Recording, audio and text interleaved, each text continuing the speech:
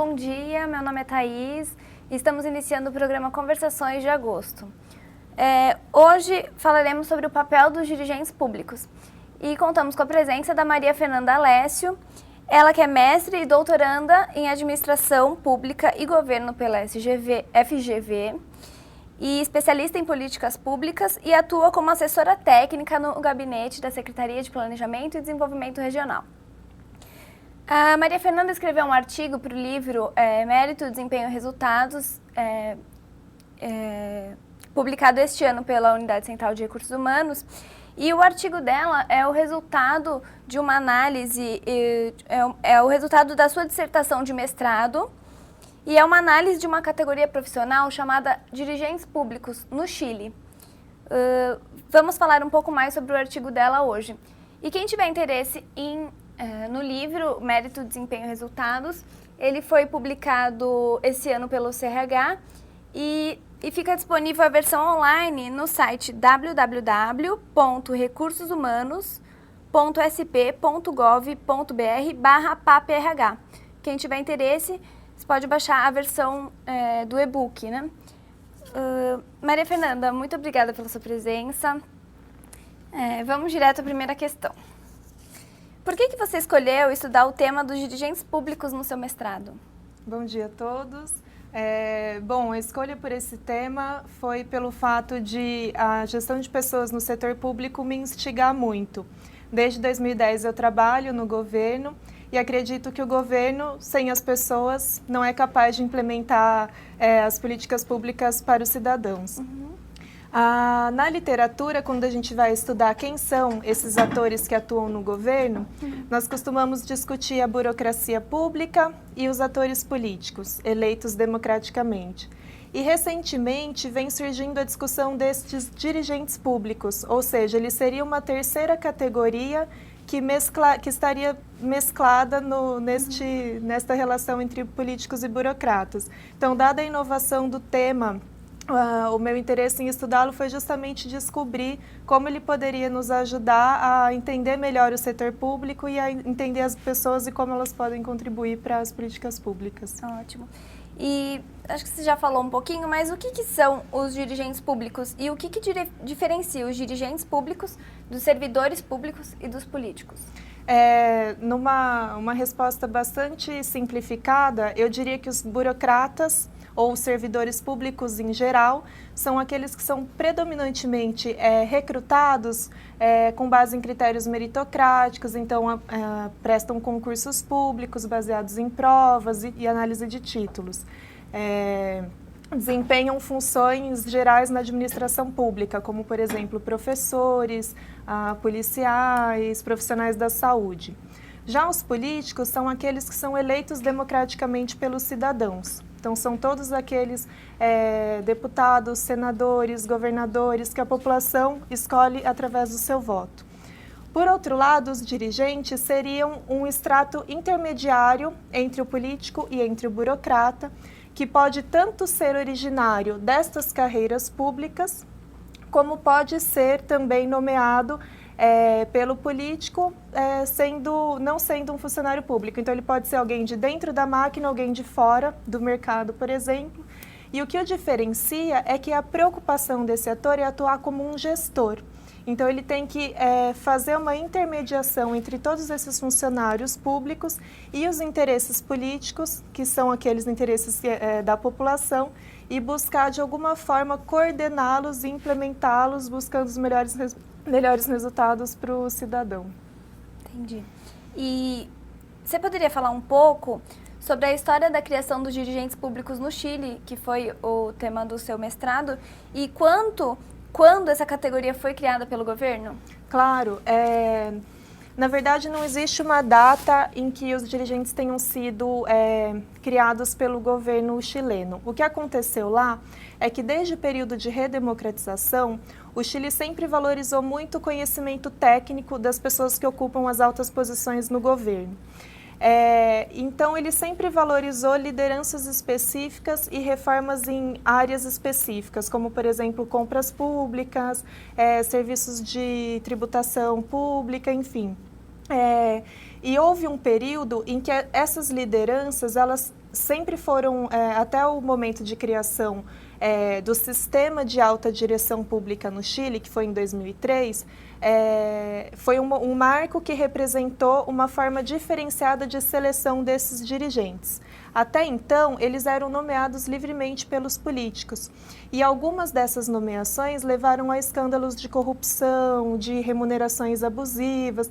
Houve um desconforto muito grande no governo e tanto a coalizão de governo como a oposição se reuniram num debate e chegaram a um acordo comum de que se eles não profissionalizassem essas nomeações do alto escalão, o governo não teria legitimidade suficiente para seguir implementando suas políticas.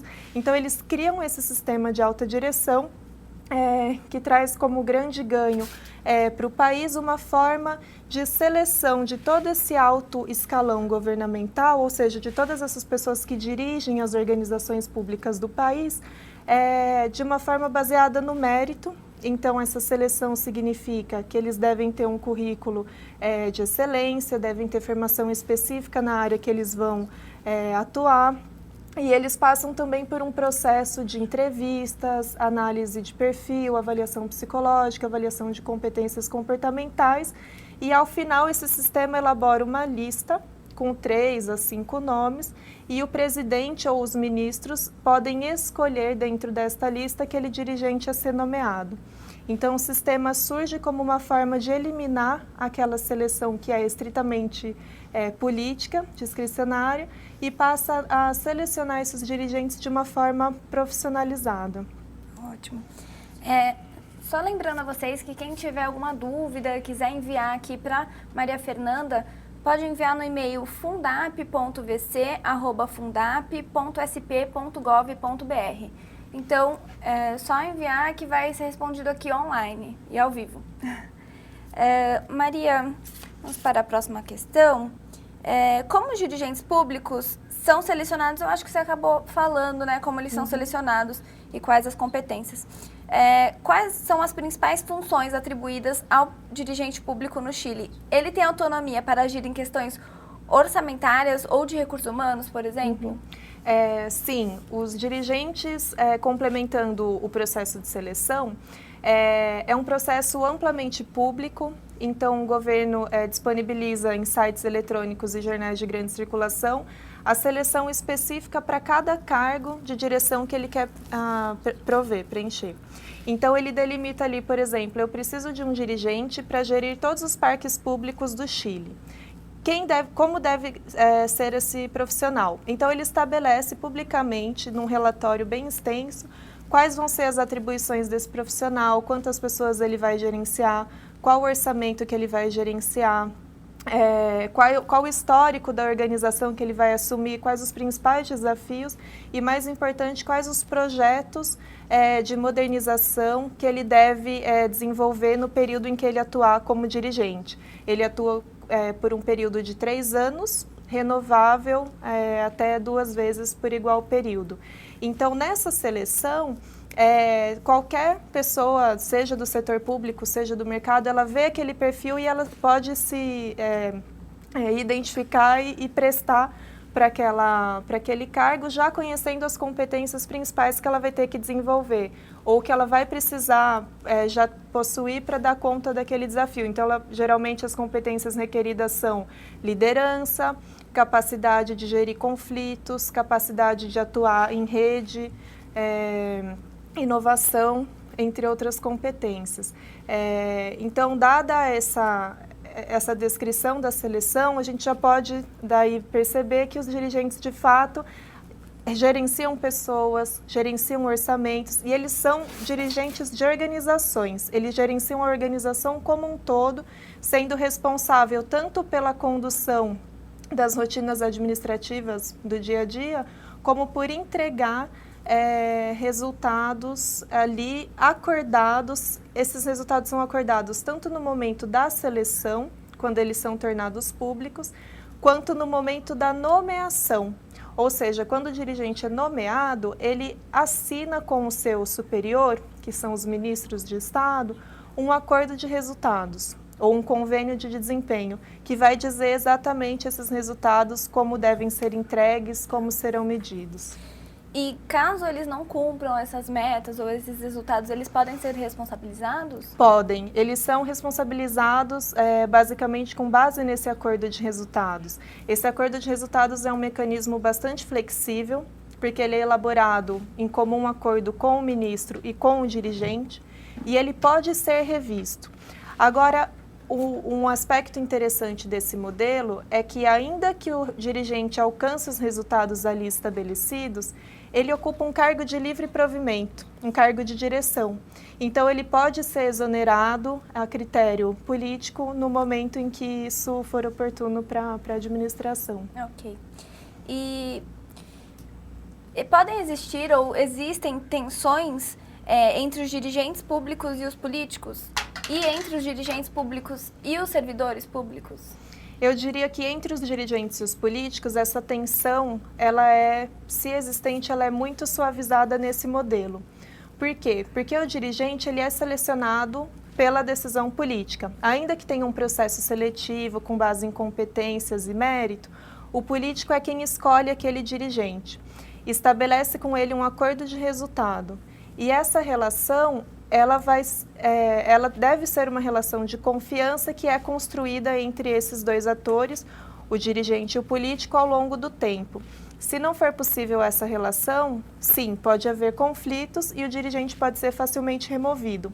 Agora, uma relação que seguramente é muito mais tensa é a dos dirigentes com a burocracia, porque ele assume uma organização com uma série de carreiras ali que já atuam nessa organização há um bom tempo, e ele deve ser capaz de liderar e conduzir essas pessoas para aqueles resultados que ele é obrigado a entregar.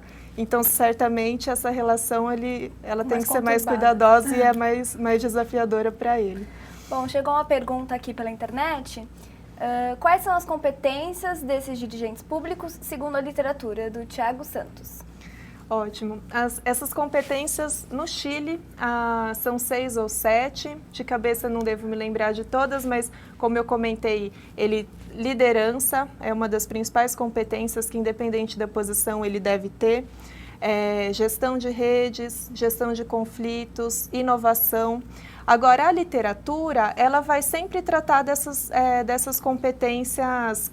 A gente tem, além do sistema diretivo no Chile, temos outros sistemas em diversos países, e cada um vai estabelecer ali um rol de 5, 7 competências que julga mais importantes.